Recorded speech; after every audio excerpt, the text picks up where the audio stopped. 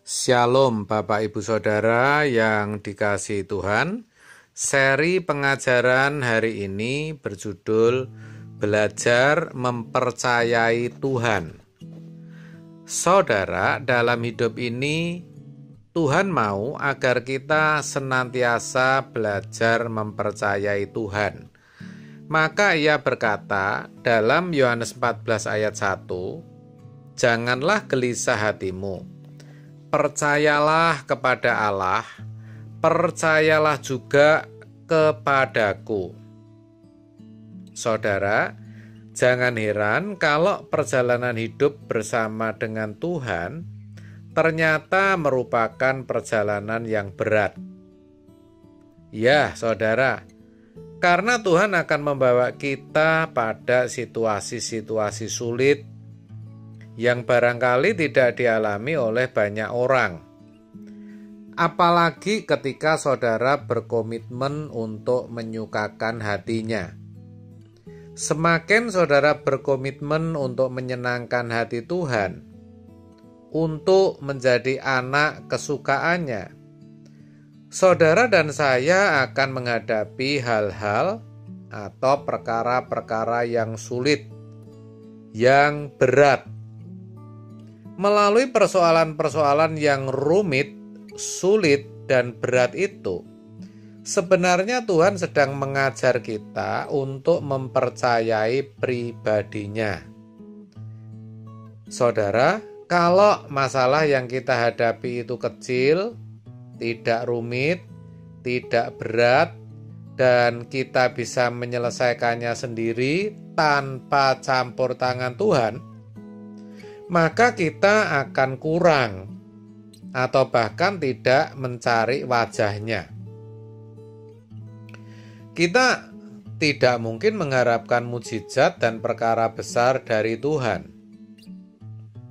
Seperti bangsa Israel dituntun oleh Tuhan dengan tiang awan dan tiang api. Mereka dibawa ke tepi laut Teberau atau laut Kolsom. Tuhan sebenarnya bisa tidak membawa mereka ke tempat itu. Juga Tuhan kenyataannya malah mengkondisi di mana Firaun dengan tentaranya memburu, mengejar bangsa Israel. Tuhan membawa bangsa Israel di situasi genting, situasi krisis. Mereka tidak bisa lari ke kanan atau ke kiri karena perbukitan yang tinggi. Yang ada di hadapannya adalah lautan besar yang dalam. Tetapi justru disitulah Tuhan mengajar, mendidik bangsa Israel untuk menaruh percaya kepada Allah. Sebagai umat pilihan yang suatu hari dipercayai negeri Kanaan yang berlimpah susu dan madu, mereka harus melewati keadaan itu. Belum lagi nanti bertemu dengan tembok Yeriko yang tebal temboknya bisa dilewati 2 kereta. Betapa tebal tembok itu, tidak akan mudah bisa diruntuhkan. Tetapi Allah sanggup meruntuhkan tembok Yeriko, walau tebalnya bisa mencapai 4 meter atau 3 meter. Allah sanggup, Allah mampu. Tidak ada yang mustahil bagi Tuhan. Saudara, kita juga dibawa Tuhan ke situasi-situasi sulit. Tuhan izinkan kita mengalami keadaan-keadaan sulit, di mana hanya Tuhan yang bisa menolong agar kita mempercayai Tuhan yang besar itu. Ini luar biasa.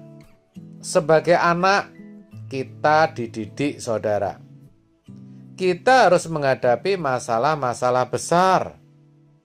Seperti misalnya kita dirugikan, kita disakiti, kita dilukai orang, Dan kita memang tidak boleh membenci mereka.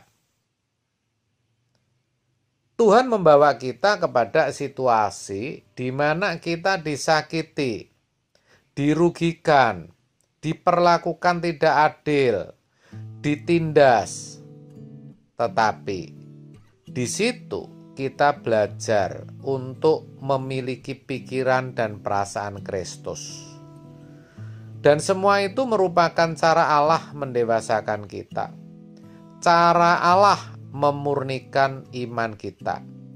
Cara Allah Bapa mempersiapkan kita layak menjadi anggota keluarga kerajaan surga.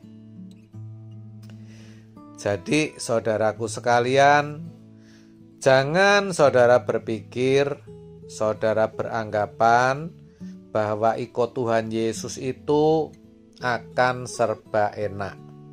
Tidak, saudara. Sekali lagi saya katakan tidak.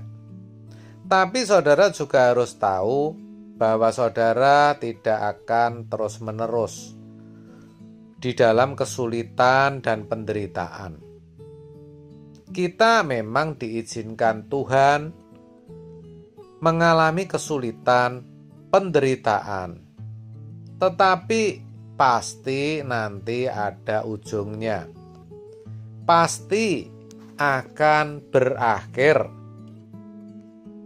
Nah, kalau hari-hari ini saudara menghadapi persoalan-persoalan berat, keadaan yang mustahil untuk diselesaikan dengan kekuatan sendiri, disitulah Tuhan mau agar kita belajar bergantung kepada Allah yang tidak kelihatan itu. Belajar mempercayai Dia. Jadi, mari saudara, jangan takut, tetaplah semangat dan percayalah kepada Tuhan. Semua pasti dapat saudara lalui, asalkan saudara mau terus belajar mempercayai Tuhan. Jangan menaruh curiga sedikit pun. Percayalah, Dia tetap ada bersama saudara dan saudara pasti dapat melalui semuanya itu. Amin. Tuhan Yesus memberkati.